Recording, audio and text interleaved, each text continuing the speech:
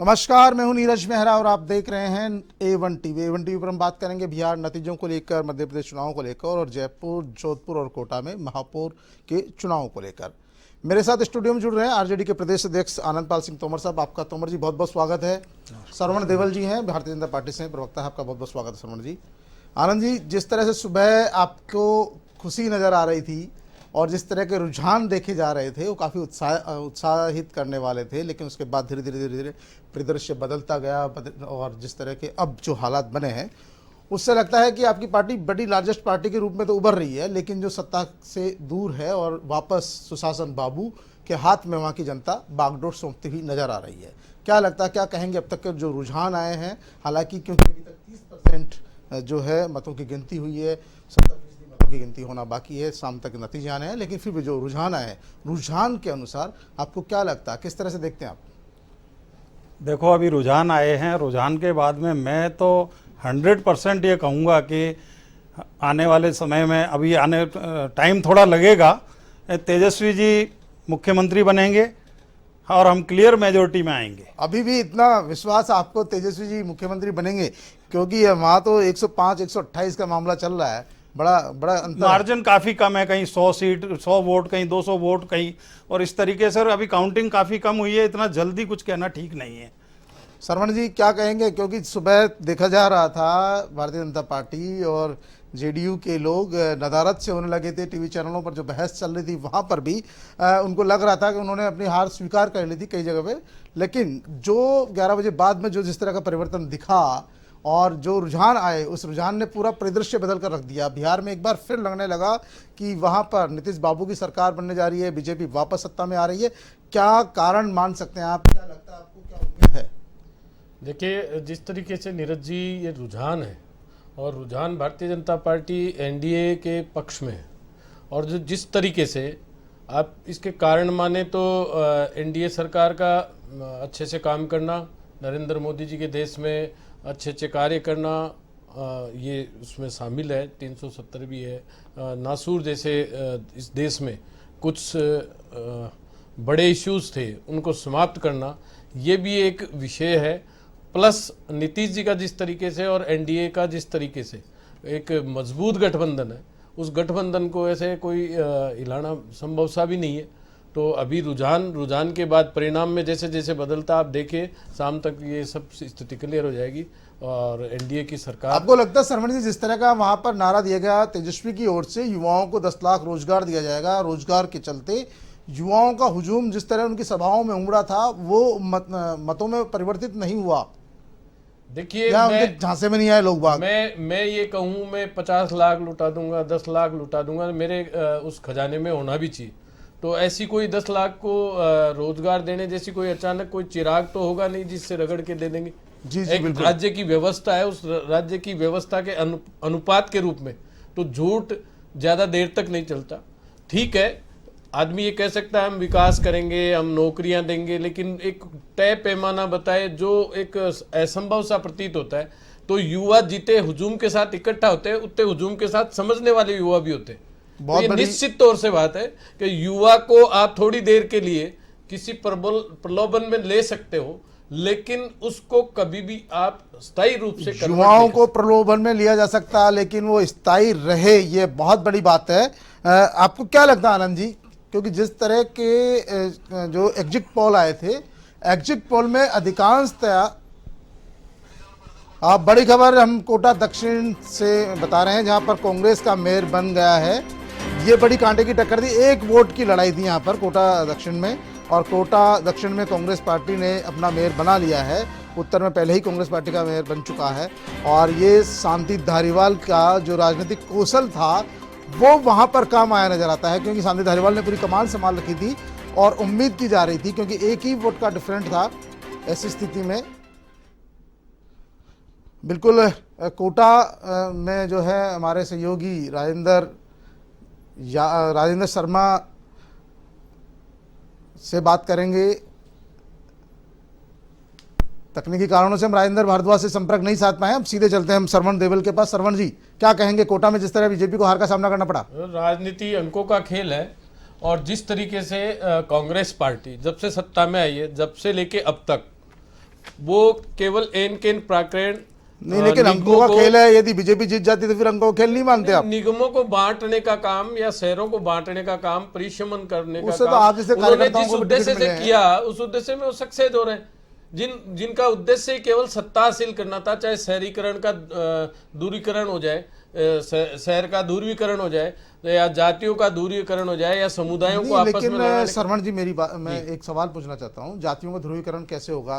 क्योंकि देखिए, जब भी कहीं न कहीं विभाजन होता है, बंटवारा होता है, विकेंद्रीकरण होता है, तो उसका लाभ स्थानीय लोगों को मिलता है।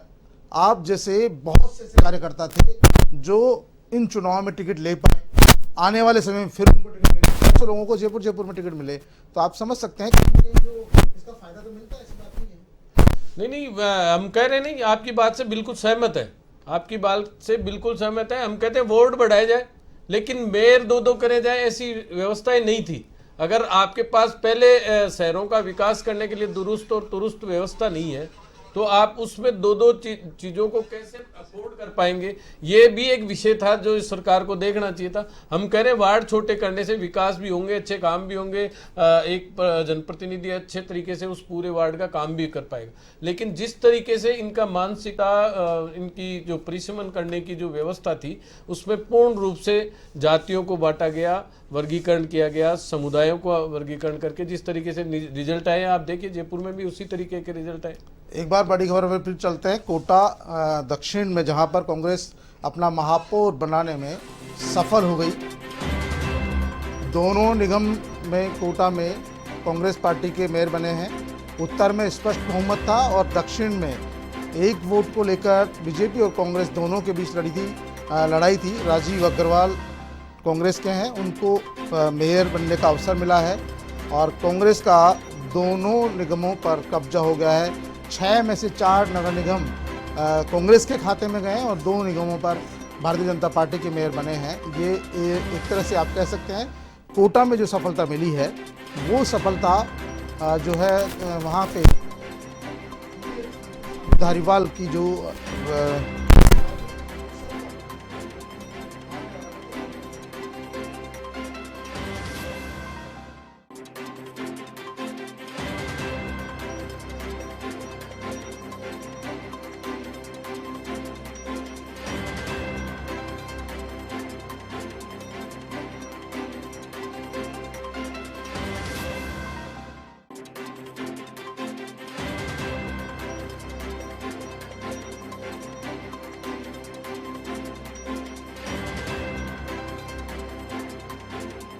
तो कांग्रेस पार्टी को 6 में से 4 महापौर मिले हैं।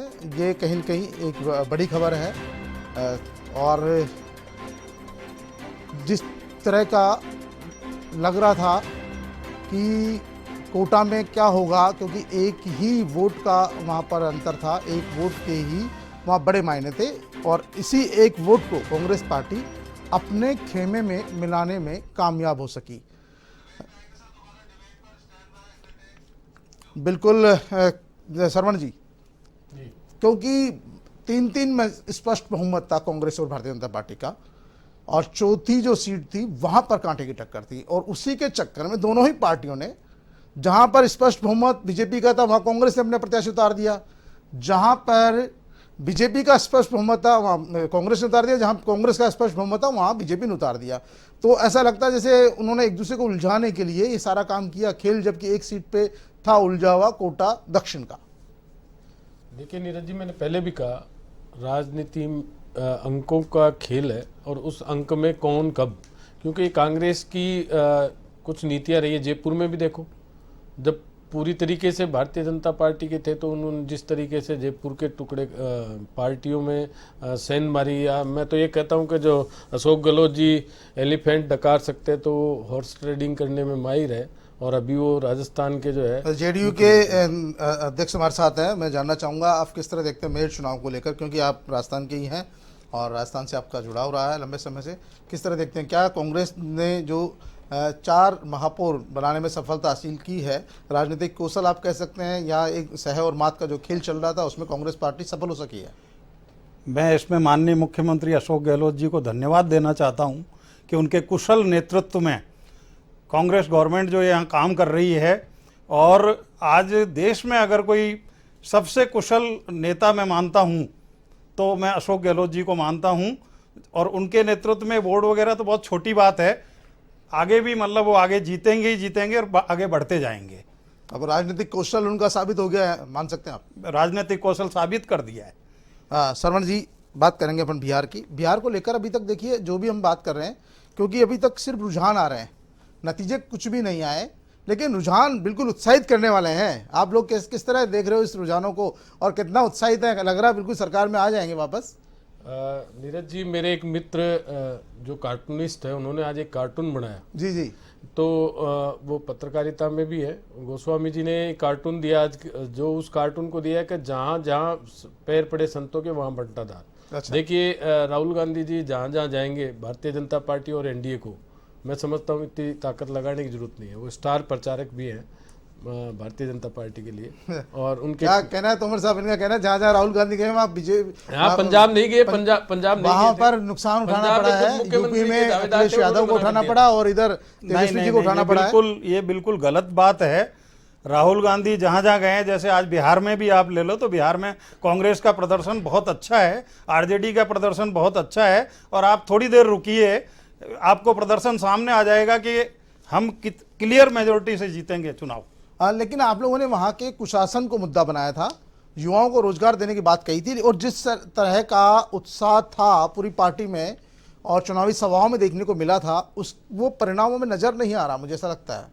परिणामों में नजर नहीं आने का कोई कारण हो सकता है, इस पर बात की जाएगी। लेकिन जो रोजगार वाली बात है वो झूठी बात नहीं है, कोई झांसा नहीं है, कोई फरेब नहीं है। आपको ध्यान होगा कि लालू जी जब रेल मंत्री थे, रेल मंत्री रहते हुए लालू जी ने बिहार में इतने लोगों को रोजगार दिया था। आज उनके परिजन, आज उनके परिवार वाले इस चीज को धोखा और झांसा नहीं मानते। और बीजेपी ने लालू जी के साथ क्या किया, एक बिल्कुल निर्दोष आदमी को फंसा के और उसको जेल में बंद करके रखा है। और वो कोर्ट के आदेश से बंद होता है तोमर साहब, क्योंकि जब कोर्ट के आदेश है तो जेल में है। कोई भी पार्टी किसी को बंद नहीं करा सकती है। सरवण जी, हाँ, बिल्कुल। मैं कहता हूँ लालू जी अव्वल रहे, घोटालों में अव्वल रहे, इसमें कोई दो राय नहीं है। हम मानते हैं वो ऐसे कार्यों के लिए अव्वल रहे, और इसी का परिणाम है कि आज जुडिशरी ने जो है उनको जेल बख्शिश करी है। तो ये सब चीज़ें जो है किसी बीजेपी का करने का कोई अर्थ नहीं। न्यायपालिका है इस देश में, न्यायपालिका न्याय करती है, और जो गलत है उसके साथ गलत होता है। इसमें भारतीय जनता पार्टी का कोई रोल नहीं। भारतीय जनता पार्टी का ये रोल है कि भारतीय जनता पार्टी बिहार में जब पहले सरकार में थी उसने अच्छे काम किए, उस अच्छे काम के बदौलत मोदी जी के किसानों को ले लो, फौजियों को ले लो, देश की सुरक्षा को ले लो, देश में मजबूती को ले लो। बीजेपी के बड़े बड़े नेता इस बात को लेकर पछता रहे हैं कि क्या आखिरकार अगर जेडीयू से समझौता नहीं करते तो और बीजेपी अपने दम पे चुनाव लड़ती तो शायद और ज्यादा बेहतर प्रदर्शन कर सकती थी बीजेपी। जिस तरह के नतीजे बीजेपी के पक्ष में है, सबसे बड़ी पार्टी के रूप में उभरी है बीजेपी। राजनीति अपेक्षा, उपेक्षा और संभावनाओं का खेल है। संभावना कुछ भी हो सकती है, लेकिन हम किसी की उपेक्षा भी नहीं कर सकते। और उपेक्षा न करके जिन्होंने हमें साथ दिया, समझौता मतलब जरूरी था। एनडीए ने जब तक साथ दिया तो हमारा दायित्व बनता है हम एनडीए का साथ दें और एनडीए को साथ लेके चले। और जो देखो, हम तो केवल एक विचारधारा के साथ में, यहाँ महागठबंधन जो है वो फेल होता नजर आ रहा है। तो आप नीरज जी देखिए, क्या लगता है तोमर साहब, महागठबंधन नहीं, भारतीय जनता पार्टी ने नीतीश कुमार जी को धोखा दिया है। धोखा देने के बाद भी इतनी सीटें आ रही है, फिर ये तो चमत्कार हो गया। मतलब भाई साहब, अगर नीतीश जी अकेले लड़ते तो शायद थोड़ा और अच्छा प्रदर्शन होता उनका। बिल्कुल, आप लोगों की भावनाओं की कदर करते हैं, लेकिन नीतीश जी आप जैसे लोगों की बातों में नहीं आते, क्योंकि उन्होंने सही निर्णय लिया और हम लोगों ने भी सही निर्णय लिया। हमने बिहार की जनता के पक्ष में और बिहार के लिए क्या हो सकता है अच्छा से अच्छा, वो सोच के निर्णय लिया। इसी का ये परिणाम है, ये रुझान है कि भारतीय जनता पार्टी और एनडीए के साथ बिहार की जनता है। बिहार की जनता मुझे लगता है बहुत समझदार है और बहुत सोच समझ के उन्होंने मतदान किया है। जिस तरह का रुझान वहाँ देखा गया, वो रुझान वहाँ का जो एग्जिट पोल था, वो एग्जिट पोल एक तरफा आरजेडी की सरकार बना रहा था, महागठबंधन की सरकार बना रहा था। लेकिन अब जो रुझान आए, रुझानों के दौरान वो उलझते हुए नजर आ रहे हैं। तोमर जी, कितना कॉन्फिडेंस है आप लोग? आपको लगता है वाकई में कुछ चमत्कार होने वाला है? बिल्कुल चमत्कार होगा। आखिरी क्षण तक चमत्कार होगा और क्लियर मेजोरिटी आएगी, आरजेडी की सरकार क्या- बनेगी, क्या कारण तेजस्वी जी सीएम बनेंगे। क्या कारण मानते हैं आप? आपको इतना विश्वास कैसे है? क्या कारण मानते हैं? आपको क्या लगता है? बिहार की जनता ने जी बिल्कुल तेजस्वी में जी में विश्वास अपना व्यक्त किया है और महागठबंधन को सिरे से मतलब पूरे हर तरीके से समर्थन दिया है। और जनता तो वहाँ अभी मतलब बहुत उत्साहित है, जनता इतनी उत्साहित है बिहार की कि गवर्नमेंट बनेगी बनेगी तेजस्वी जी के नेतृत्व में। तो नहीं, आप लोगों ने बनाया था वहाँ पे, नीतीश जी के कामों को मुद्दा बनाया था, केंद्र सरकार के जो है उनको मुद्दा बनाया था, योजनाओं को मुद्दा बनाया था कि यहाँ पे जनता को फ़ायदा ही नहीं मिला, कुशासन है 15 साल से। उसके बावजूद जो रुझान है वो आपके पक्ष में दिखाई नहीं दे रहे हैं। नहीं, रुझान कुछ भी कहें, हमें तो दिखाई दे रहा है। आखिरी वक्त तक आप इंतजार करो, पक्ष में आरजेडी के ही पक्ष में होंगे नतीजे। शरवण जी देखिए, बहुत ही आत्मविश्वास से लबरेज हैं साथ ही आनंद पाल तोमर साहब। बिल्कुल विश्वास होना भी चाहिए, कॉन्फिडेंस होना चाहिए और कॉन्फिडेंस नहीं होना चाहिए। मैं मानता हूँ इस बात को। और राजनीति में अंतिम क्षण तक जब आदमी हार नहीं मानता तो जब तक रिजल्ट नहीं आ जाता है। राजनीतिक चुनाव है, सही कहा आपने। हार जीत का एक वोट का भी मीनिंग, एक वोट का भी एक महत्व बहुत होता है। बड़ा महत्व है। तो नीरज जी, मैं इनकी बात से सहमत हूँ, लेकिन और कॉन्फिडेंस से मैं सहमत नहीं। ने सुशासन बाबू में विश्वास जताया बिल्कुल, आपको लगता है? और बिल्कुल। मोदी जी की सभाएं वहाँ चमत्कार दिखा पाई?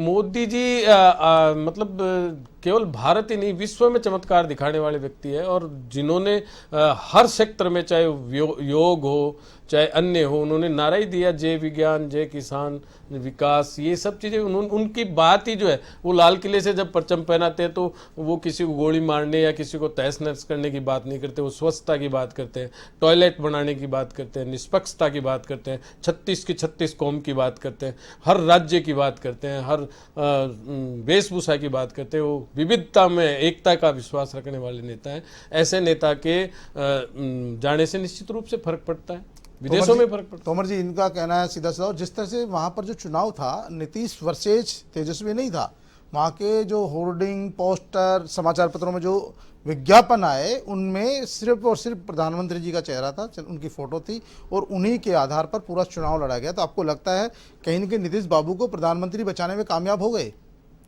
अब ये तो मैं नहीं कह सकता कि बचाने में कामयाब होंगे या नहीं होंगे, जी जी, लेकिन इतना जरूर है कि प्रधानमंत्री जी माननीय मोदी जी ने नीतीश जी को नीचे दिखाने में कोई कसर नहीं छोड़ी। वो कैसे?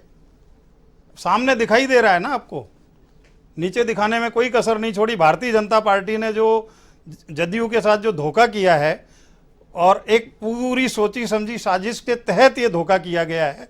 अपनी सीटें बढ़ानी, उसको गिराना, साथ बैठाना और साथ बैठा के धोखा देना, इससे बुरी बात कोई हो ही नहीं सकती।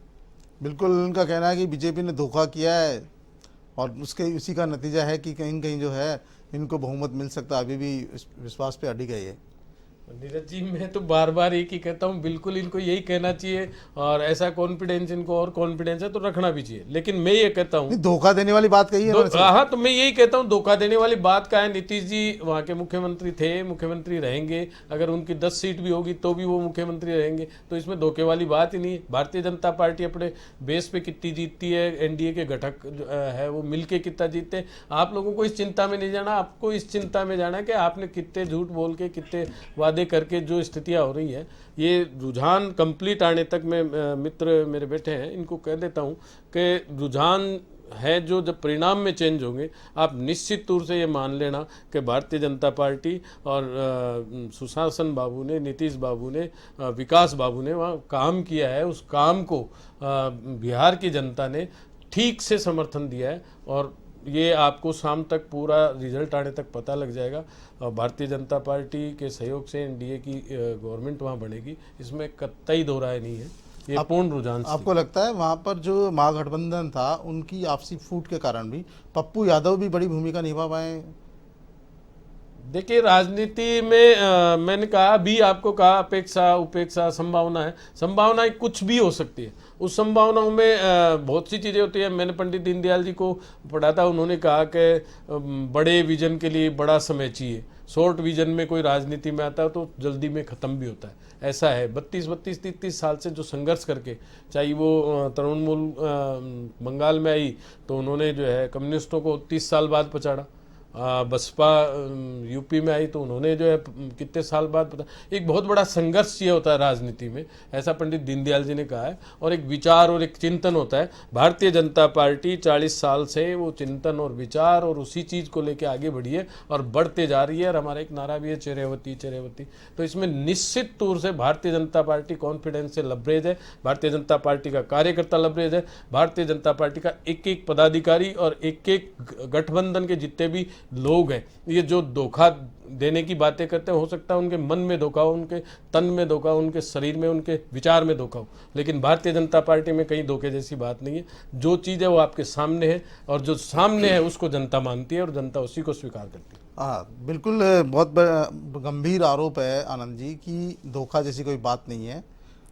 नीतीश बाबू ही जो है एनडीए के मुख्यमंत्री हैं, वही उस पद के दावेदार थे और एनडीए को यदि बहुमत मिलता है तो वही मुख्यमंत्री रहेंगे। धोखे वाली कोई बात नहीं है। ये सिर्फ और सिर्फ आरजेडी के नेताओं की, महागठबंधन के नेताओं की फैलाई हुई अफवाहें हैं। आपको लगता है आप लोगों ने बहुत इशू बनाए, केंद्र सरकार की नीतियों को इशू बनाया, नीतीश बाबू के 15 साल के कुशासन को इशू बनाने की कोशिश की, लेकिन वहाँ की जनता ने उसको नकार दिया एक तरह से, बहुत ज़्यादा आप लोगों को गले नहीं लगाया। कैसे कह सकते हैं नकार दिया? जब अभी तक जो रुझान आए, चिराग पासवान को वोट काटने के लिए, नीतीश कुमार के वोट काटने के लिए चिराग पासवान को भारतीय जनता पार्टी पीछे से थप्पी देती है। देखिए राजनीति में तो सब कुछ संभव है। चाणक्य ने कहा कि वहाँ तो सब कुछ संभव है राजनीति में, तो वो तो राजनीति की, भारतीय जनता पार्टी की एक नीति का हिस्सा थी, रणनीति का हिस्सा हो सकती है, चिराग पासवान हो चाहे कोई और हो।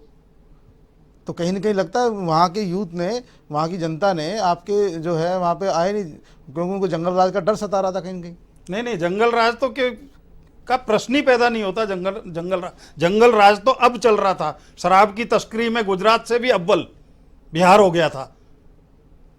शराब तस्करी में अव्वल दर्जे पे आज की तारीख में बिहार हो गया था। सड़कों की हालात जाके देख लो, वहाँ क्या हालात हैं। वहाँ कानून व्यवस्था नाम की कोई चीज नहीं। मुजफ्फर कांड आपको पता ही होगा जी, कितनी बच्चियों के साथ में रेप हुए हैं, क्या क्या हुए हैं, क्या क्या कारनामे नहीं किए सरकारों ने। इसके बावजूद जनता ने सुनी नहीं आप लोगों की। हम कैसे कह सकते हैं? हम तो आगे बढ़ रहे हैं। अभी कैसे कह सकते हैं कि हमारी सुनी या नहीं सुनी? अब अभी तक रुझानों में जिस तरह के हालात है उसके बावजूद भी आप लोगों को विश्वास है कि नहीं हमारी पार्टी की सरकार बनेगी। बिल्कुल सरकार बनेगी, तेजस्वी। लेकिन आप लोगों ने जिस तरह के मुद्दे बनाए, आपको लगता है जो सहयोगी पार्टियां थी उनसे उतना सपोर्ट नहीं मिल पाया आपको? सहयोगी पार्टी कैसे? कांग्रेस बिल्कुल अपना सही अच्छा प्रदर्शन कर रही है, आरजेडी अपना अच्छा प्रदर्शन कर रही है, वाम दल जो है वो अपना प्रदर्शन कर रहे हैं। तो फायदे का सौदा रहा, मतलब आप कह सकते हैं? बिल्कुल फायदे का सौदा रहा। सरवण जी, ये सौदे की बात करते हैं। हो सकते हैं सौदागर हो, हम जनता की बात करते हैं और जनता के दिलों को जीतना जानती है भारतीय जनता पार्टी। और जो शराब तस्करी की बात कर रहे हैं, तो नीतीश जी ने शराब बंदी की है, ये सबको मालूम है, कॉन्स्टिट्यूशन में तय है ये। लेकिन ये हो सकता है कौन सी शराब तस्करी की बात करते हैं, हो सकते हैं इनके तार उन शराब तस्करों से जुड़े हो, इसलिए इनको ज़्यादा पता हो। तो मैं आपको बताऊं कि जो लोग शराबबंदी करके और शराब के खिलाफ थे, उनके ऐसे आरोप लगाना वैसे लोग कर सकते हैं जो ऐसी मानसिकता के हो। मेरे मित्र अभी मेरे सामने कह रहे थे कि शराब तस्करी वहाँ हो रही है। हो सकता है ऐसे लोग आपसे जुड़े हुए हों, लेकिन भारतीय जनता पार्टी की एनडीए की सरकार ने वहाँ शराबबंदी का काम किया है। और शराबबंदी का जो इम्पैक्ट और वहाँ जो कुछ ग्रामीण पिछड़े ऐसे लोग जो शराब से त्रस्त थे, उनकी महिलाएं त्रस्त थी, वो भारतीय जनता पार्टी और एनडीए की सरकार को बिल्कुल समर्थन देती हुई नजर आ रही है। बिल्कुल, कहीं ना कहीं देखिए वहाँ पर तेजस्वी का जादू तो चला, और नीरज जी वैसा भी सभाओं में तो चला, सभाओं में भीड़ भी आई, तो हेलीकॉप्टर उड़न खटोला देखने तो नहीं आई सारी भीड़। तोमर जी, कहीं ऐसा लगता है वो उड़न खटोला देखी और चली गई? नहीं ऐसा कुछ और नहीं उन्होंने वोट नहीं दिया, जब वोट देने का समय आया तो उनका मन बदल गया। तेजस्वी अभी तो बिहार के ही निर्विवाद नेता हैं और जी तेजस्वी बहुत आगे जाएंगे। अभी उनकी कोई ज्यादा उम्र भी नहीं है, काफी बिल्कुल, कम उम्र है। अगर वो सीएम बनते 31 साल के सीएम बनते, 31 साल के सीएम बनेंगे। और मैं अभी भी आपको कह रहा हूं, अभी रिजल्ट पूरे आने दो, पता चल जाएगा। 150 200 वोटों के लेकिन बीच ये की तो वो है। मानेंगे हम लोग भी, क्योंकि उन्होंने बिल्कुल चुनाव को खींचने का प्रयास किया और बिल्कुल पूरे जो पसीने एक तरह से ला दिए पूरे एनडीए के और सारे नेताओं को, यानी नीतीश जी को कहना पड़ा चुनावी सभा के दौरान कि ये मेरा आखिरी चुनाव है। तो ये अपने आप में बड़ी चीज़ है। इमोशनल वार किया, इस इमोशनल वार का असर अंतिम चरण में हो सकता है आनंद जी?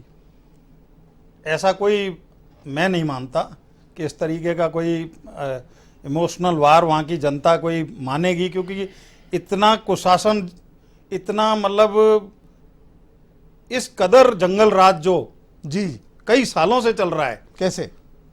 अब मैं आपको गिना चुका हूँ, जी जी कानून व्यवस्था नाम की कोई चीज ही नहीं है बिहार के अंदर। जी बिल्कुल। आए दिन आप देखो मर्डर, आए दिन कितनी मतलब घटनाएं वहाँ आ रही है, अखबारों में आती है, चैनलों में आती है, आज बिहार में ये हो गया, आज ये हो गया। तो उससे जो ग्रस्त लोग हैं उन लोगों ने आरजेडी के पक्ष में और तेजस्वी जी के समर्थन में उनको जिताने की पूरी कोशिश की है। बेईमानी कर रहे हो आप लोग। नए तेजस्वी जी, आप महागठबंधन बोलो, कितने लोग मिलके, केवल तेजस्वी जी को आप क्यों निशाना बना रहे हो?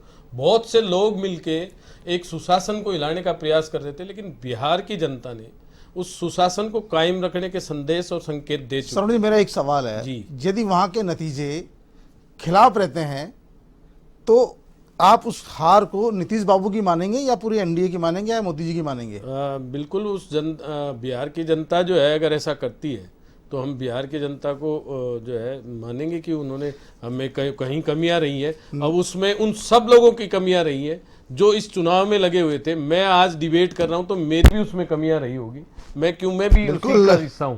तो किसी एक व्यक्ति पे मैं कहता हूं, जबकि हार का बाप नहीं होता राजनीति में, बिल्कुल सही लेकिन कहा। फिर भी इस बात की भारतीय जनता पार्टी सरवण जी आपने सही कहा, क्योंकि अब इस पे सब पे समीक्षा होगी, सब पे बातें होगी, क्योंकि अभी नतीजे आने बाकी हैं। अभी सिर्फ और सिर्फ जो है रुझान आ रहे हैं, 30% मतों की गिनती हो पाई है।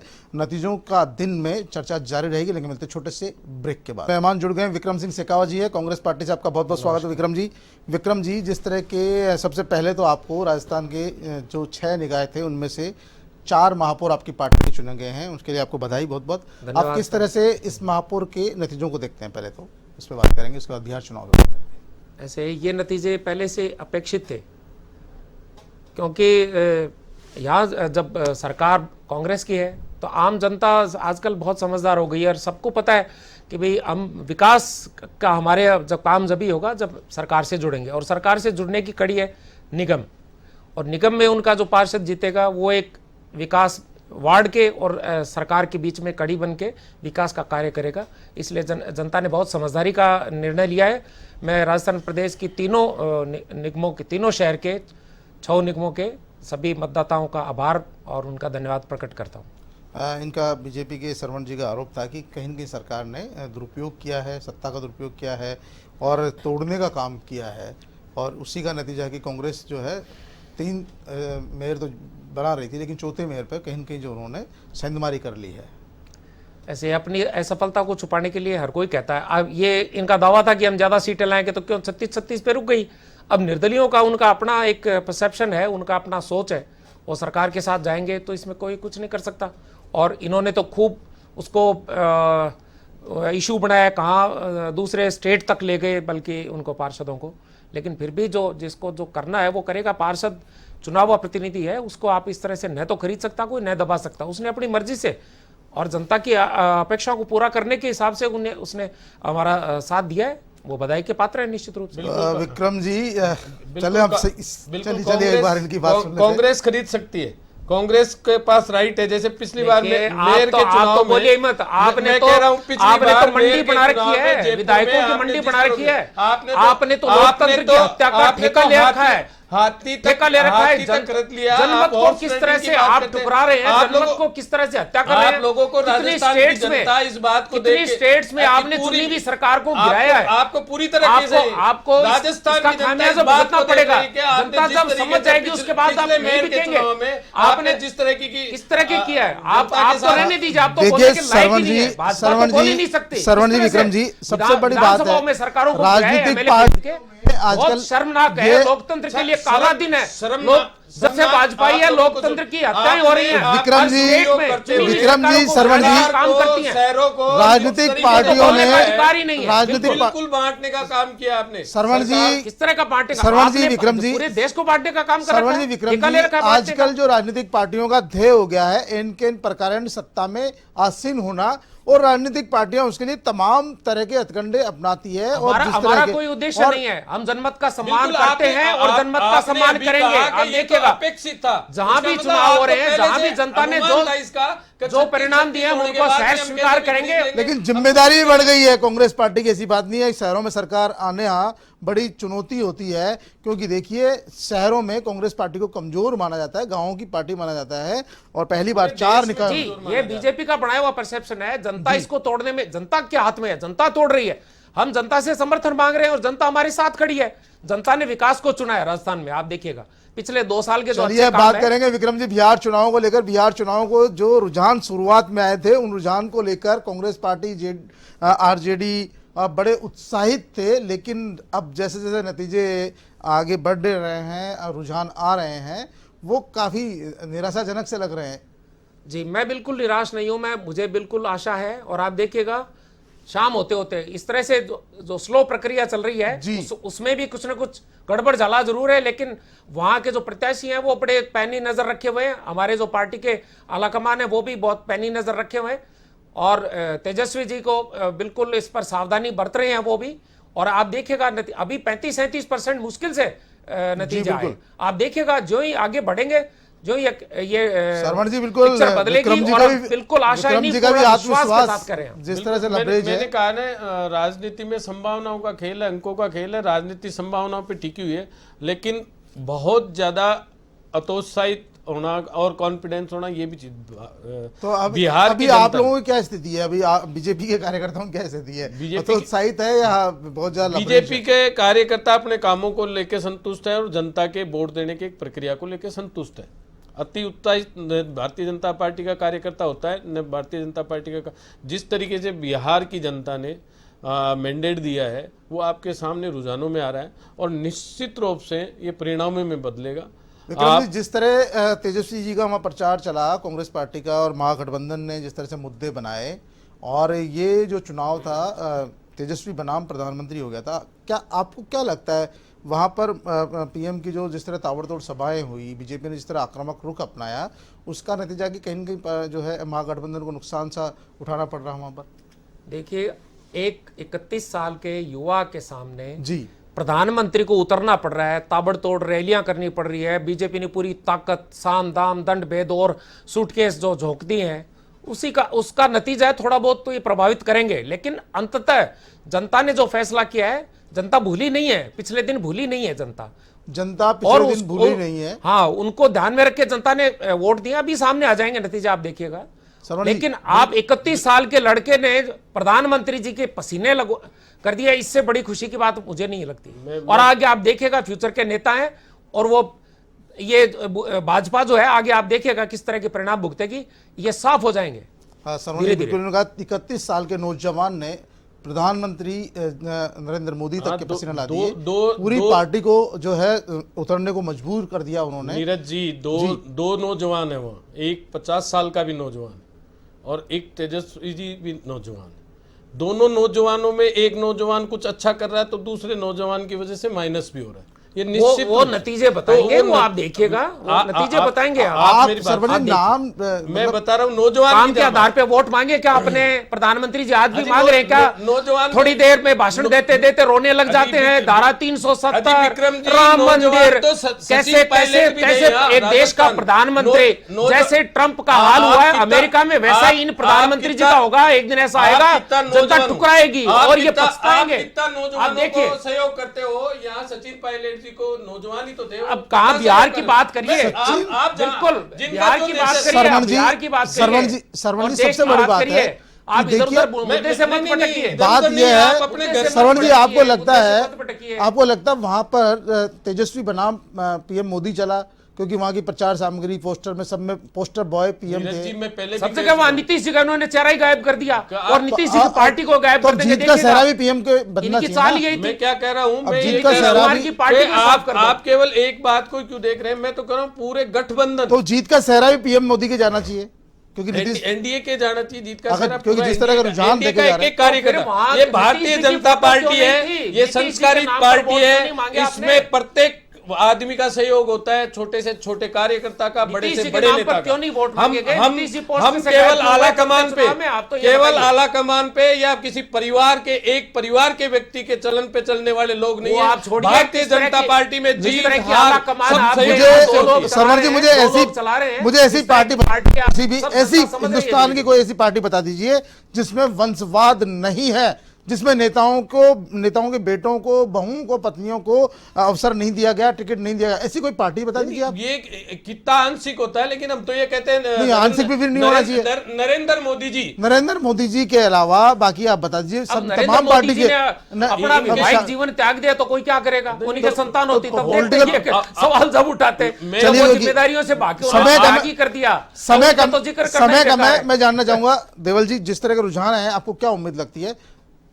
देखो जिस तरीके से रुझान है भारतीय जनता पार्टी और एनडीए की जो गठबंधन है, उसको पूर्ण रूप से गठबंधन को जो है बिहार की जनता ने हंसमुख होके ब्रॉडकास्ट किया है और इसका परिणाम तक आप देखेंगे शाम तक ये पूर्ण रूप से एनडीए की वहाँ सरकार बनेगी। नीतीश जी मुख्यमंत्री होंगे, सुशासन बाबू जो है फिर से विकास बाबू बनके बिल्कुल सही और कहा बिहार आपने। की जनता का सुशासन बाबू फिर से मुख्यमंत्री होंगे। विक्रम जी आपको क्या लगता है, क्योंकि समय कम है, मैं मुझे जानना तो बिल्कुल चाहूंगा। भी उम्मीद नहीं है। आप देखिएगा नतीजे आएंगे और आप खुद देखेंगे, आप याद करेंगे, मैं आपको फोन करके बधाई दूंगा कि हमारी गठबंधन की महागठबंधन की सरकार बनने जा रही है। आप देखिएगा नतीजे 35%, 37% मुश्किल से वोट हुए, उनमें आप इस तरह के नतीजे घोषित कर रहे हैं, मुझे समझ में नहीं। चलिए, आप दोनों मेहमान हमारे बीच आए। इससे पहले आरजेडी के जो प्रदेश अध्यक्ष थे आनंदपाल सिंह तोमर साहब हमारे बीच में थे। विक्रम सिंह जी आप पधारे, सरवण जी भारतीय जनता पार्टी से पधारे। आप तीनों का बहुत बहुत धन्यवाद। और ये थे हमारे मेहमान जिनका साफ कहना था, बीजेपी से जो आए मेहमान उनका कहना है कि जो रुझान आ रहे हैं हमारे पक्ष में आ रहे हैं और जो नतीजे होंगे वो भी हमारे पक्ष में होंगे। बिहार की जनता ने सुशासन बाबू के काम पर मोहर लगा दी है और वही भावी मुख्यमंत्री होंगे। वहीं विक्रम जी और आनंदपाल सिंह का ये दावा था कि जो नतीजे आए हैं, जो रुझान आए हैं, अभी 30%, 35% मतों की गिनती हुई है। जब तक पूरे मतों की गिनती होगी, जो नतीजे आएंगे वो वाकई में चौंकाने वाले होंगे। जैसा कि प्रिडिक्ट किया जा रहा था, लोगों को संभावनाएं थी, लोगों को उम्मीद की जा रही थी, एग्जिट पोल में दिखाया गया है, उसी तरह के नतीजे हमारे मन माफिक होंगे और एक बार जो है तेजस्वी यादव जो है वहां पर जो है बिहार के मुख्यमंत्री बनने जा रहे हैं। नतीजों का दिन में आज के लिए इतना ही। ताजा तरीन खबरों के लिए देखते रहिए A1 TV।